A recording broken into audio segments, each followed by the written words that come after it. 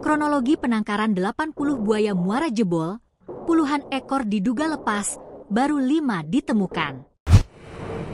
Puluhan ekor buaya muara ganas lepas dari penangkaran milik seorang warga Cianjur, Jawa Barat, pada Rabu, 2 Oktober 2024, malam. Sebelumnya, tembok penangkaran buaya di kawasan Jebrot, Kabupaten Cianjur itu jebol setelah diguyur hujan lebat. Akibatnya, beberapa ekor buaya muara itu dilaporkan lepas dan terbawa hanyut aliran sungai yang berada dekat di area penangkaran. Puluhan buaya muara itu merupakan milik Balai Besar Konservasi Sumber Daya Alam, BBKSDA, Jawa Barat. Reptil predator itu merupakan serahan sukarela dari Cevenuian Group selaku pemilik sebelumnya.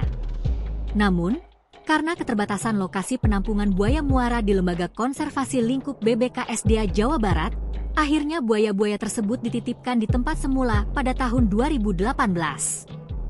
Kepala Bidang KSDA Wilayah Ibogor, Diah Kurani Kristina menjelaskan, berdasarkan berita acara penitip perawatan satwa dilindungi undang-undang itu, jumlahnya saat itu, tahun 2018, mencapai 80 ekor.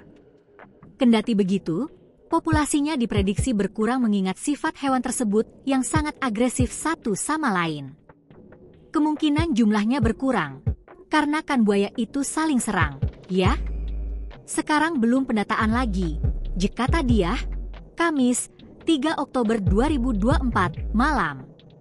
Disebutkan, saat ini pihak balai masih mencari tempat penampungan lain, sehingga satwa dengan nama latin Crocodilus porosus itu masih dititipkan di tempat pemilik sebelumnya di Cianjur.